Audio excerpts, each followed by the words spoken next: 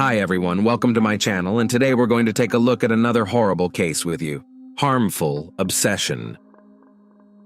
On May 2nd, 2009, in Wausau, Wisconsin, USA, a terrible crime took place. An 18-year-old girl named Breanna Marie Schneller was the victim. For the small town, such an event was shocking, particularly since the girl's death was the result of actions executed with unimaginable cruelty. However, more shocking than the crime itself was the motive behind it.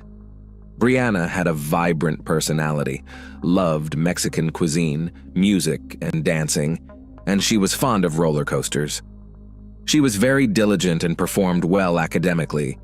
She was the top student at Everest High School in Washington, said Craig and Lori Schneller, her parents. She had a trip planned to Tennessee that summer. The young lady was the only one in the state of Wisconsin who had made it through the qualifying rounds of a competition held by a renowned national nonprofit organization for students in professional and technical fields, where she was to present her project. Breanna aspired to pursue higher education in restaurant management and dreamed of someday starting her own business in the food service industry. Therefore, she worked part-time at the El Mezcal restaurant in Rib Mountain to earn money and gain the necessary experience and skills. Friends, colleagues, and even patrons described her as a kind and responsive person.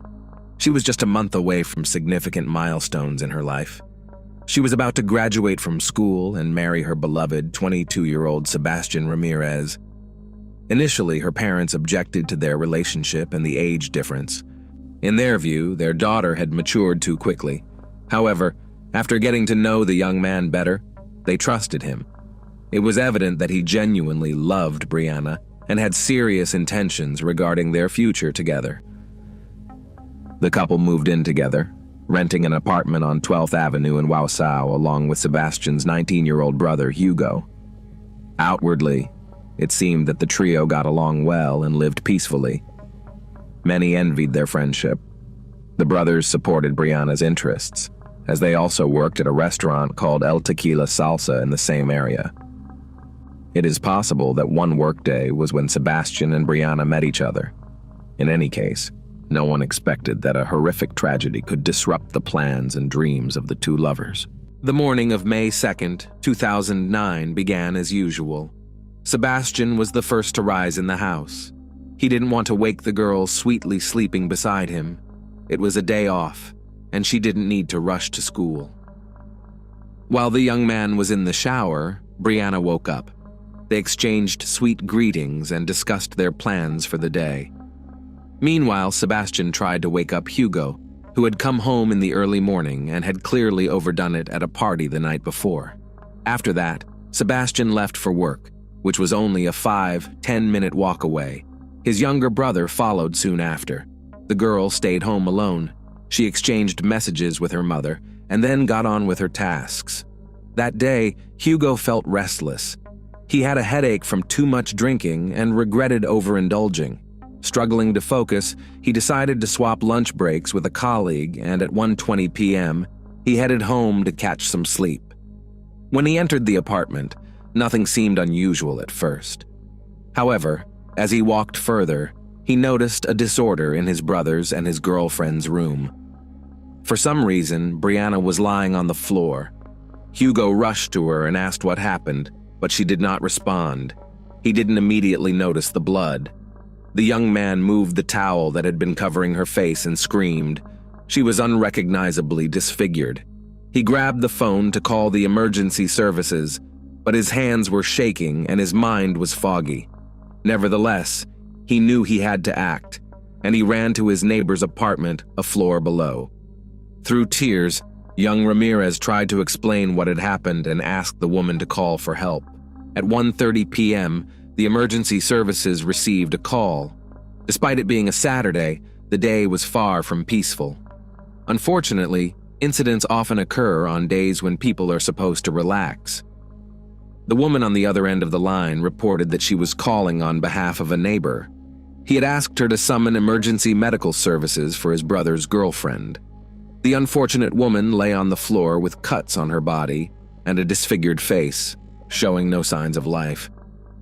Police and paramedics were dispatched to the address immediately. The parking lot of the apartment building was crowded, but one individual stood out from the crowd and approached them. It was Hugo Ramirez. He led the officers to the apartment. The young man could barely speak, so he simply pointed out the shocking scene. At the center of it all lay Breanna, her body bearing deep wounds. Stab wounds were evident on her chest, neck, and wrist. The officers asked the young man to leave the room while forensic specialists began their examination. One speculated that the victim had been lying there for some time, as the blood scattered everywhere had already started to dry. It was clear she had fought back, as evidenced by the defensive cuts on her arms. However, the assailant had overpowered her. The crime scene was rife with evidence. The first thing the forensic team noticed was a bloody iron lying on the floor, broken with some pieces scattered nearby. It appeared that the criminal had used it to strike her face. 2 knives lay in the bathroom sink, one missing its sharp tip. Blood was found on the soap, leading investigators to speculate that the criminal had used it to wash their hands. But the bloodied shoe print left on the carpet drew more attention. Overall, the examination of the dwelling revealed several curious details. There appeared to be no signs of forced entry, suggesting that the victim knew the wrongdoer or that he had some way of gaining entry to the apartment. Another notable detail was the scattered bills ranging from $1 to $20, amounting to a substantial sum. Hugo explained that these were tips they had accumulated at work, so much so that they were just placed anywhere. At first glance, nothing seemed to be missing from the apartment. Everything pointed to the fact that Breanna was the target of the attack, not robbery. This was confirmed by the broken knife tip found in her body. What kind of force was necessary to break a knife? Who could harbor such feelings towards a young woman? And most importantly, what could have been the cause of such unprecedented cruelty and aggression? Eager to shed light on the matter, law enforcement officers were keen to speak with the girl's relatives and close friends, especially as they needed to convey the dreadful news. In the police department's office, Craig and Lori Schneller awaited news. They had heard that something terrible had occurred at the home where their daughter lived, but unfortunately, they had been unable to contact her. With heavy hearts, they went to the police station seeking answers. The officers had to confirm the parents' worst fears were indeed true. There is no greater sorrow for parents than to endure the loss of a child. The devastating news split the Schnellers' life into before and after. Authorities provided photographs of Breanna for identification. The process was a mere formality, as her identity was already established, but protocol required it. Due to the horrific injuries, not all photographs taken at the scene were shown to the family. Only those that showed part of her face were displayed. Once confirmed, the Schnellers could hardly believe what had happened. After consulting with a psychologist, Craig and Lori were able to answer a series of questions. They were eager to assist the investigation and catch the person responsible, so they provided as much information about their daughter's life as possible. The parents insisted that she had no known enemies or ill-wishers, at least to their knowledge. It was also revealed that Breanna's mother was the last person she had communicated with. That morning, Lori had taken Breanna's car to the auto repair shop and had messaged her daughter around 10 a.m. to inform her. Breanna had responded. This means that the tragic incident occurred after she spoke with her mother and before Hugo's arrival, establishing a timeline for the events. The police launched a comprehensive investigation. The first to be invited for an interview by the detectives were the Rodriguez brothers, Sebastian and Hugo, who were questioned separately.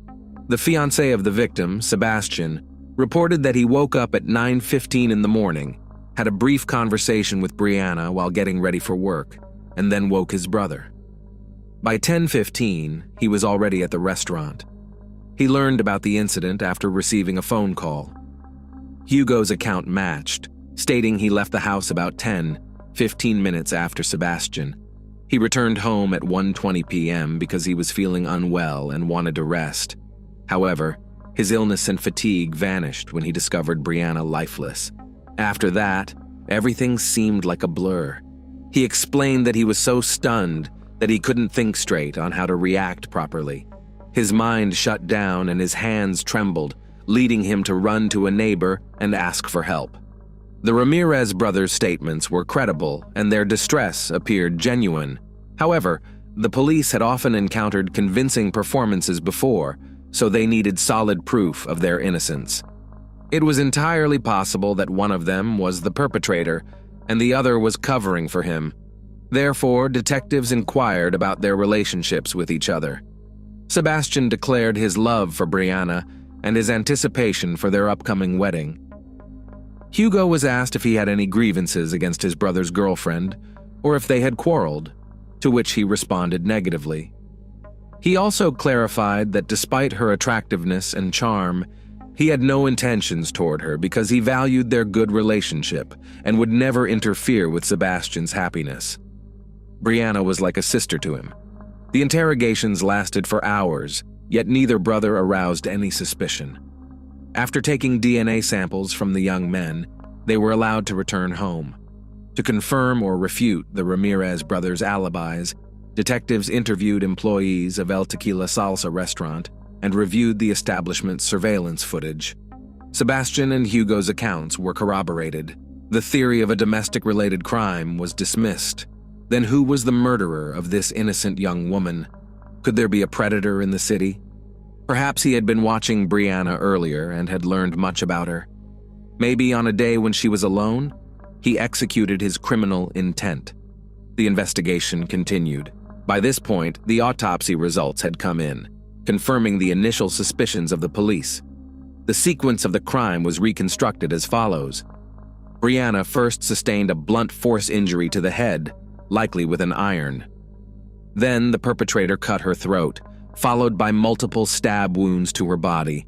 The ferocity and relentlessness of the attack were evidenced by the number of wounds, which were so numerous that even experts couldn't tally them. At least 2 of these injuries were immediately fatal. The young woman fought fiercely for her life, as indicated by the foreign DNA found under her nails. Later developments revealed that earlier statements claiming nothing was missing from the home were incorrect. The victim's phone had disappeared. Sebastian discovered the loss and promptly informed the detectives. This piece of information became a critical lead, as once the police received this new clue, they began searching for the mobile device. Breanna's cell phone provider reported that her phone was still active and provided its location.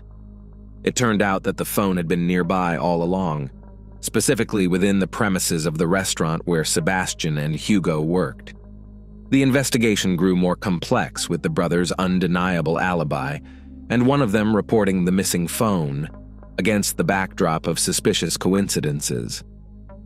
Detectives urgently traveled to the specified location, but upon arrival, they found that the coordinates led to the parking lot of a shopping center housing the restaurant. It appeared the sought-after item was in one of the trash bins. After a brief search, a plastic takeout bag with the logo of El Tequila Salsa was found inside a container. Within the bag were the girl's phone, 2 mismatched gloves, and a pair of women's underwear. One of the gloves was stained with blood. This unexpected discovery shifted the narrative, as theories about a predator and a crime driven by intimate motives began to gain traction. The bag and its contents were sent to the laboratory for further examination, potentially still holding fingerprints or DNA from the perpetrator. When shown a photo of the contents, Sebastian recognized his girlfriend's underwear. The investigation proceeded with numerous interrogations of the restaurant staff. On May 5th, everyone was asked to provide DNA samples and undergo examinations for any scratches or injuries. Additionally, both the external and internal surveillance footage of the building and neighboring establishments was thoroughly reviewed. The police had a considerable task ahead of them to determine who had disposed of the bag. Initially, a kitchen worker attracted attention because he was notably late for work, arriving when Breanna was already lifeless. However, the young man had an alibi. He had been stopped for speeding on his way to the restaurant. Nonetheless, Reviewing the surveillance footage proved invaluable to the investigation. Another individual, the 24-year-old kitchen manager Raul Ponce Rocha, became a person of interest. On the day of the crime, he left the building at 10:18 a.m. wearing a brown hoodie and returned at 10:53 a.m. without it. During questioning, he was asked about his whereabouts and intentions.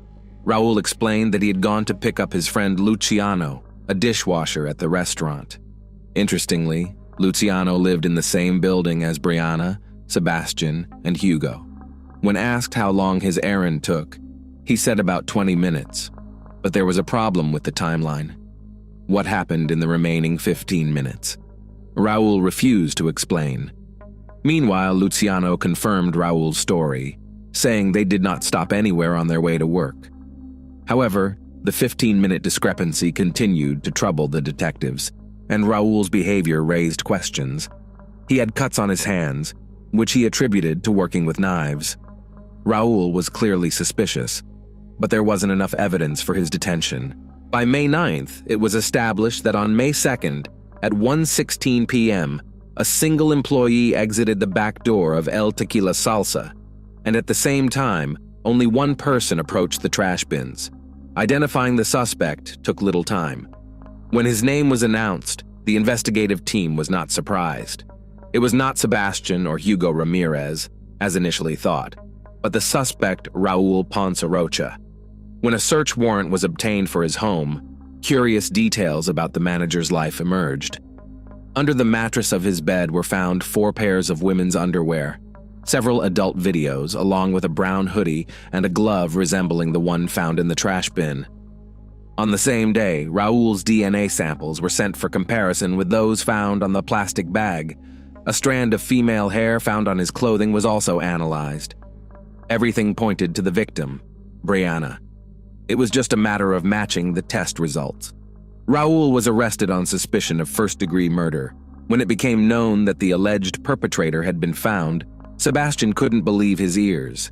He never thought his colleague capable of such cruelty. The main question that troubled him was, why did he do it? They hardly knew Breanna and had only seen her in passing. Raul had always seemed like a kind and cheerful guy, someone who wouldn't hurt a fly. But the answer was found.